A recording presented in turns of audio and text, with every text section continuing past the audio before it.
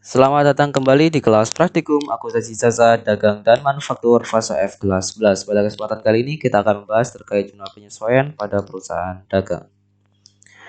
Pertama-tama kita perlu tahu dulu apa itu penyesuaian dan mengapa sih kok dilakukan penyesuaian di akhir periode.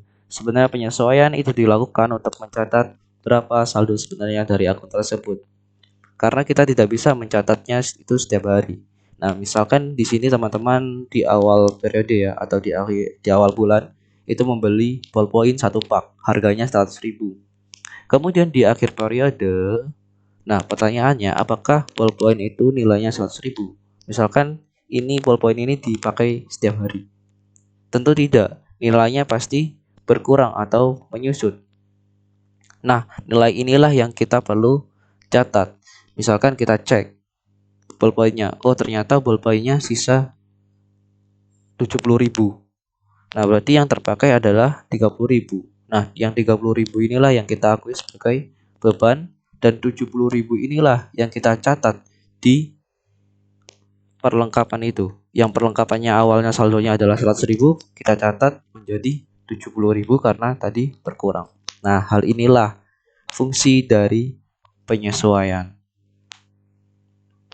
Kemudian akun apa saja sih yang perlu disesuaikan? Nah, yang pertama itu adalah persediaan barang dagang.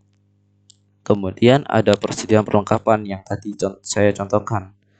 Kemudian ada biaya dibayar di muka, atau ini biasanya ada asuransi dibayar di muka, ada iklan dibayar di muka, ada sewa dibayar di muka. Ada biaya yang masih harus dibayar. Ini beban itu sudah terjadi tetapi kita belum bayar, misalkan hutang gaji seperti itu.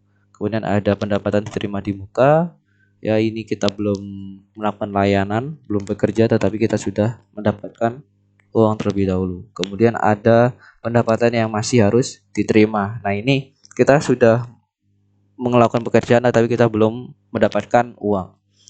Kemudian ada piutang tak tertagih. Nah ini biasanya ada customer yang kita kena musibah, bangkrut, kemudian tidak bisa membayar. Nah ini piutang tak tertagih. Kemudian ada penyusunan aset tetap, yang misalkan ada kendaraan, pasti setiap tahunnya itu mengalami penyusutan atau pengurangan nilai seperti itu. Kita akan bahas ini satu persatu. Yang pertama ada merchandise inventory atau persediaan barang dagang. Nah, perusahaan yang mencatat persediaan dengan sistem virtual harus melakukan penyesuaian atas persediaan agar jumlah persediaan yang ada dicatat sesuai dengan persediaan aktual yang ada. Nah, misalkan kalian kan mencatat dengan sistem perpetual itu mencatat di inventory card atau di kartu persediaan kan. Nah, hal itu di akhir periode itu kita perlu cek lagi berapa sih jumlah barang yang ada di gudang, apakah sudah sesuai dengan catatan seperti itu. Nah, ini contohnya. Misalkan nilai persediaan akhir di neraca saldo itu adalah 5 juta. Ya, di catatan 5 juta. Ternyata setelah dilakukan stock opnam ya, dilakukan pengecekan secara langsung di gudang, ternyata nilai akhirnya adalah 4.800.000. Di catatan 5 juta, tapi barang yang sesungguhnya nilainya 4.800.000. Nah, hal ini kita perlu kurangkan merchandise inventory di catatannya sebesar 200.000 selisihnya itu tadi. Jadi kita debit cost of goods sold atau HWP 200, kemudian kita kredit, kita kurangkan merchandise inventory 200 karena kita kelebihan nyatetnya seperti itu. Dan sebaliknya, misalkan di catatan 4.800.000 kemudian yang sesungguhnya adalah 5 juta, berarti kita kurang nyatetnya ini. Berarti kita tambahkan di debit merchandise inventory 200, kemudian kita kredit cost of goods sold 200. Seperti itu. Yang kedua, ada surplus atau perlengkapan. Nah, ini saya tadi sudah jelaskan ya contohnya. Nah, misalkan perlengkapan pada akhir periode itu menunjukkan saldonya 25 juta ya. Kemudian ternyata perlengkapan yang tersedia setelah kita cek itu 5 juta.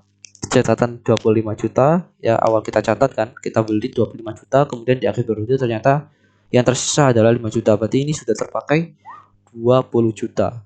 Nah, 20 juta inilah yang kita akui sebagai beban perlengkapan. Jadi kita debit surplus expense atau beban perlengkapan 20 juta. kemudian kita kurangkan suplesnya ya, karena kita sudah pakai kan. Suplesnya berkurang ya, perlengkapannya berkurang 20 juta. Seperti itu.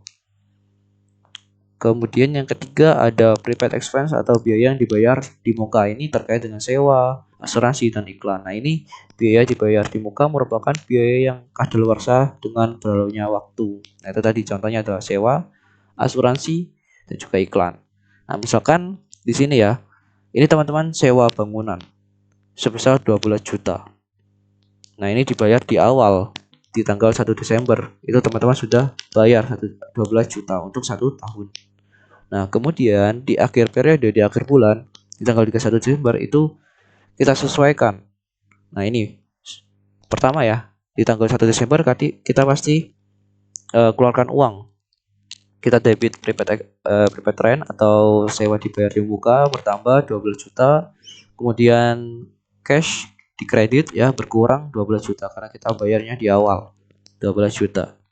Nah, di tanggal 31 Desember karena sudah lewat 1 bulan, kan 12 juta ini untuk 1 tahun, berarti per bulannya adalah 1 juta.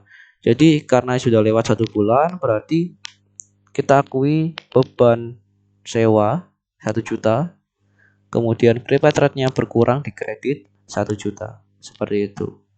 Jadi kita hitung yang berlalu kan sudah 1 juta, yang sudah terpakai 1 juta, berarti yang menjadi beban 1 juta. Seperti itu.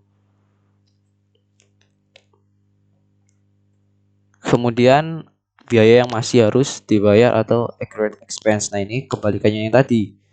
Ini bebannya sudah terjadi tetapi kita belum bayar. Contohnya adalah hutang gaji.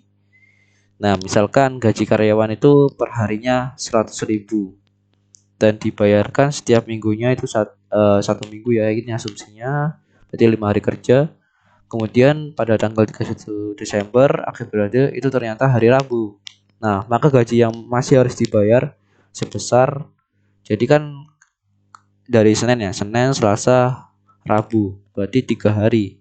Jadi 3 dikalikan 100.000 upah per harinya. Maka yang menjadi beban di tanggal 1 Desember itu adalah 300.000.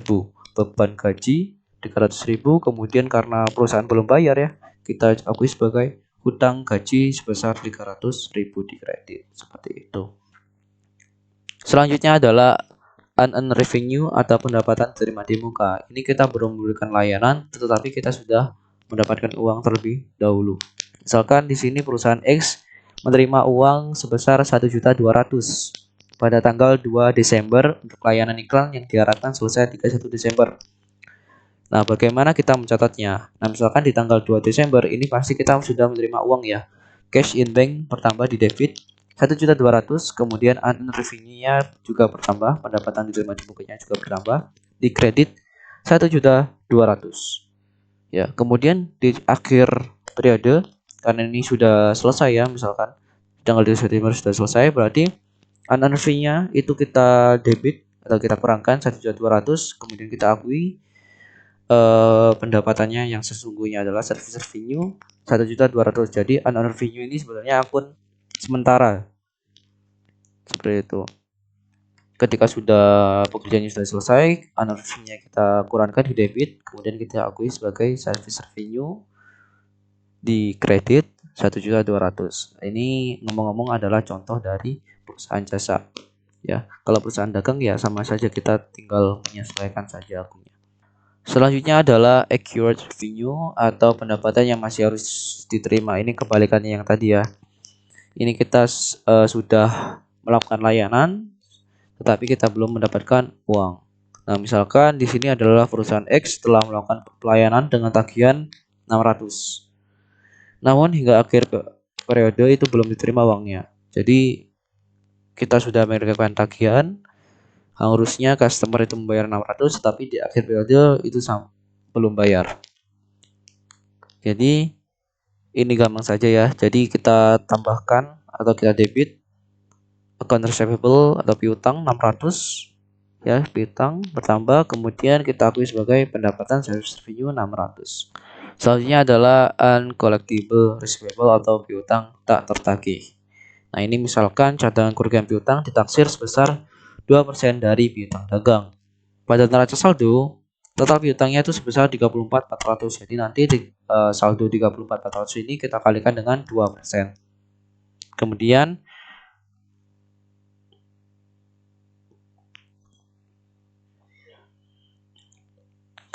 cadangan kerugian piutang atau allowance for doubtful debt itu sebesar 500. Nah, ini gimana nyatetnya?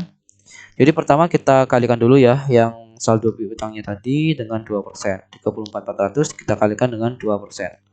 Kemudian setelah kita kalikan itu kita kurangkan dengan cadangan kerugian piutang sebesar 500. Jadi nanti hasilnya itu ketemu 188.000. Nah, kita debit beban cadangan kerugian piutang atau bad debt expense dan kita kredit cadangan kerugian piutang atau allowance for doubtful debt. Seperti itu. Kemudian ada depreciation yang terakhir ya, ini penyusutan aset tetap. Jadi pasti aset tetap itu akan menyusut setiap tahunnya. Yang misalkan nilainya 100 juta, pasti di akhir periode atau di akhir tahun itu pasti tidak bernilai 100 juta, tetapi pasti berkurang. Nah, ini misalkan penyusutan peralatan bulan ini itu 40 juta. Ya, penyusutan peralatannya 40 juta. Jadi ya tinggal kita debit aja beban penyusutan 40 juta, kemudian kita kredit akumulasi penyusutan 40 juta.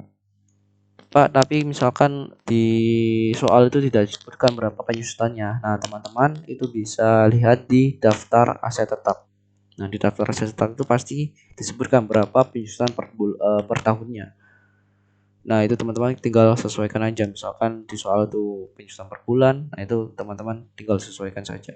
Jadi kalau kita tidak disebutkan ya berapa penyusutannya, itu tinggal lihat di daftar aset tetap. Baik, sekian dulu materi kali ini terkait dengan zona penyesuaian. Jika ada pertanyaan, tulis saja di kolom komentar. Dan terima kasih sudah menonton. Sampai jumpa di pertemuan selanjutnya. See you.